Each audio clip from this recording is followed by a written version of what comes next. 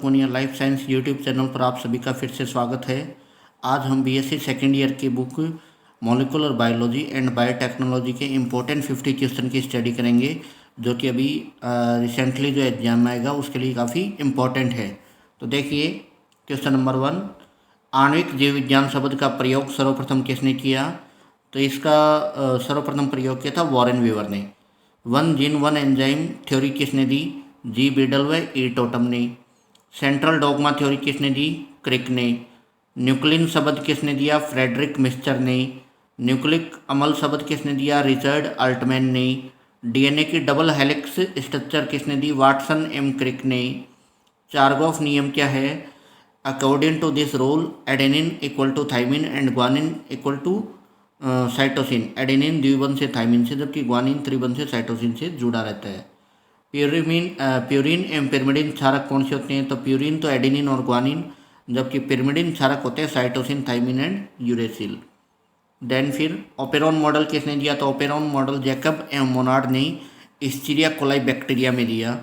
DNA में पाए जाने वाले नाइट्रोजन क्षारक, तो डीएनए में adenine, guanine, cytosine and thymine nitrogen क्षारक पाए जाते हैं। आरएपीडी का पूरा नाम? तो आरएपीडी का पूरा नाम होता है रैंडम एम्पलीफाइड पॉलीमॉर्फिक डीएनए।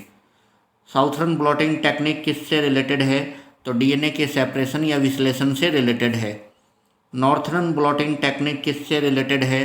तो ये आरएनए के विश्लेषण या सेपरेशन से रिलेटेड होती है। वेस्टर्न ब्लॉटिंग टेक्निक किससे रिलेटेड है? तो ये प्रोटीन विश्लेषण से संबंधित होती है। साउथर्न वेस्टर्न ब्लॉटिंग टेक्निक किससे रिलेटेड है? तो ये ऐसे डीएनए बंदी प्रोटीन जिनका एमिनो अम्ल अनुक्रम ज्ञात करना हो, उसके लिए साउथर्न वेस्टर्न ब्लॉटिंग तकनीक का अपने उपयोग करते हैं। पीसीआर तकनीक क्या है, किसने खोजी? तो इच्छित जीन के प्रवर्धन या एम्प्लीफिकेशन के लिए या डीएनए की मोर देन 1000 प्रतिलिपियाँ तैयार करने के लिए जिस तकनीक का उपयोग करते हैं उसको बोलते हैं पीसीआर तकनीक। इसकी खोज की थी कैरी मुलिस ने और इसकी फुल फॉर्म होती है पॉलीमरेज चेन रिएक्शन। पीसीआर तकनीक में कौन से एंजाइम की आवश्यकता होती है? तो एक तो टैक पॉलीमरेज जो थर्मस एक्वाटिकस बैक्टीरिया से प्राप्त होता है, एक पीएफयू पायरोकोकस फ्यूरियोसस बैक्टीरिया से आइसोलेटेड करते हैं, एक वेंट जो थर्मोकोकस लिटोलैरिस से आइसोलेटेड करते हैं। पीसीआर में आवश्यक न्यूक्लियोसाइड ट्राइफॉस्फेट के नाम, तो एक तो होता है डीटीटीपी यानी deoxy thymidine triphosphate, deoxycytidine triphosphate, deoxy adenine triphosphate, deoxy guanosine triphosphate. DNA fingerprint का बेस क्या होता है? तो एक तो वीएनटीआर यानी variable number tandem repeats, second होता है आरएफएलपी यानी रेस्ट्रिक्शन, एक तो वेरिएबल नंबर टेंडम रिपीट होता है और सेकंड होता है आरएफएलपी यानी restriction fragment length polymorphism. DNA fingerprint की खोज तो एलेक्स जेफरी ने की थी। भारत में इस टेक्निक को लाया था डॉक्टर लाल सिंह ने और इसका सेंटर है हैदराबाद में। इलेक्ट्रोफोरेसिस किसे कहते हैं? यानी पदार्थों के पृथक्करण की तकनीक होती है और इसमें आधार क्या होता है? आणविक भार यानी मोलिकुलर वेट। इंटरफेरॉन किसे कहते हैं? तो वायरस के द्वारा जो होस्ट होता है यानी पोषक की कोशिका में उत्पन्न प्रोटीन इंटरफेरॉन कहलाती है। जीन क्लोनिंग किसे कहते हैं? तो जीन की प्रतिलिपि तैयार करना जीन क्लोनिंग कहलाता है। वेक्टर किसे कहते हैं? वह डीएनए खंड जो जीन स्थानांतरण का कार्य करते हैं वेक्टर कहलाते हैं, जैसे plasmid, cosmid, phagemid, artificial chromosome etc. DNA खंडों को जोड़ने का कार्य कौन सा एंजाइम करता है? तो डीएनए लाइगेज। जबकि ब्रेक करने का कार्य कौन करता है? तो एंडोन्यूक्लिएज। रिकॉम्बिनेंट डीएनए टेक्नोलॉजी की खोज का श्रेय किसे कहते हैं, किसे दिया जाता है? कॉर्नबर्ग को।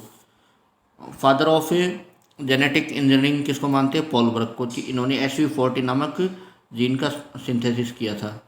उसके बाद बायोटेक्नोलॉजी शब्द फर्स्ट टाइम किसने यूज किया? कोरल इरेकी ने। PEG क्या है? पॉलीइथाइलिन ग्लाइकोल ये फ्यूजोजन है। डीएनए सीक्वेंसिंग क्या है? डीएनए को अनुक्रमित करने की जो तकनीक होती है उसको डीएनए सीक्वेंसिंग कहते हैं। एक्सप्लांट किसे कहते हैं? यानी पादप का वह खंड या सेगमेंट जो उत्तक संवर्धन तकनीक के लिए और श्योर्स का कार्य करता है। कैलस किसे कहते हैं? तो असंगठित अविभेदित कोशिकाओं के समूह को कैलस कहते हैं। कृत्रिम बीज आवरण किसका बना होता है? कैल्शियम एल्जिनेट का बना होता है।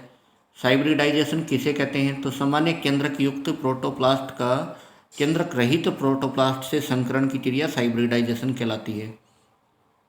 वायरस फ्री प्लांट कैसे तैयार करते हैं? मेरिस्टेम कल्चर द्वारा। डीएनए की सेमी कंजर्वेटिव मेथड किसने प्रमाणित किया? मिजेल्सन और स्टालहल ने। डीएनए रेप्लिकेशन में वीक कुंडलन से बनी वाई आकृति की संरचना कहलाती है रेप्लिकेशन फॉर्क। पैलेंड्रोम डीएनए किसे कहते हैं? वह डीएनए जिसमें दोनों ओर से सेम सीक्वेंस पाया जाता हो। सिंगल स्टैंडर्ड डीएनए किस में पाया जाता है? तो 5x174 और M13 दोनों बैक्टीरियोफेज हैं। यदि किसी डीएनए में एडेनिन की जो मात्रा 27% तो ग्वानिन की मात्रा कितनी होगी? इसमें ग्वानिन की मात्रा 23% होगी, क्योंकि एडेनिन इक्वल टू थाइमिन है, तो एडेनिन की 27 तो थाइमिन की भी 27, दोनों की 54 हो गई। तो रिसेंट कितना बचा? 46 रिमेनिंग पार्ट, तो 46 में 23 तो ग्वानिन, जबकि साइटोसिन भी कितनी? 23। जेनेटिक कोड वर्ड किसने यूज़ किया? गेमो ने। ट्रांसलेशन की क्रिया कहाँ पर संपन्न होती है? साइटोप्लाज्म यानी कोशिका द्रव्य में। ट्रांसक्रिप्शन कहाँ पर संपन्न होता है? न्यूक्लियोप्लाज्म यानी केंद्रक द्रव्य में। कोडोन की अपभ्रष्टता किसके कारण होती है? वॉबलिंग, और वॉबलिंग थर्ड न्यूक्लियोटाइड पर उत्पन्न होती है।